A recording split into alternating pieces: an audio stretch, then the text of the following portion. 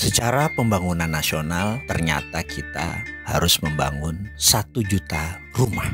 Lalu Kementerian PUPR mengajukan anggaran untuk 1 juta rumah itu perlu 100 triliun rupiah.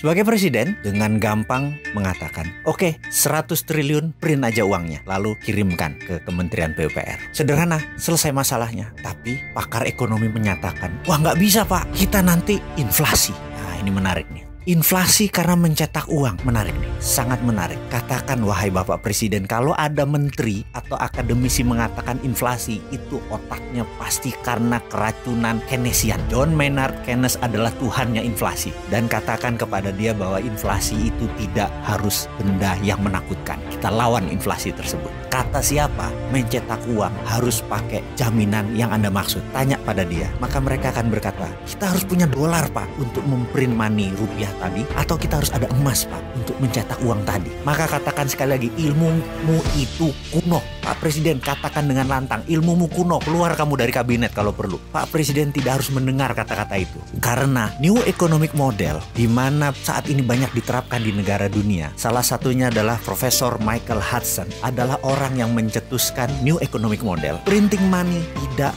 wajib pakai dolar atau emas. Apa yang dipakai? Yang dipakai adalah proyek, jaminannya proyek. Contoh, tadi Pak, perlu 1 juta rumah dibangun oleh Indonesia. Perlu 100 triliun dananya. Jangan takut Pak, print aja uang tersebut dan berikan ke Kementerian PUPR. Lalu, begitu jadi, jangan ada satupun uang yang gunakan barang ini untuk impor. Maksudnya barang-barang impor harus lokal. Krakatau Steel nyala, semen nyala, bata nyala, dan semuanya harus lokal. Ketika jadi 1 juta unit, orang-orang mulai membeli. Begitu membeli, bawa uang tersebut kembali ke Kementerian Keuangan. Begitu uang itu masuk, bakar. Tidak perlu ada bunga Pak. 100 triliun, balik 100 triliun dalam 5 tahun dan bakar. Sampai habis uang tersebut. Begitu habis, maka uang tersebut tidak menimbulkan inflasi karena proyeknya sebagai underlaying atau jaminannya tadi. Jadi selama Bapak ada proyek produktif, cetak duit tidak masalah. Itulah New Economic Model. Itulah ilmu yang harus kita praktekkan sekarang.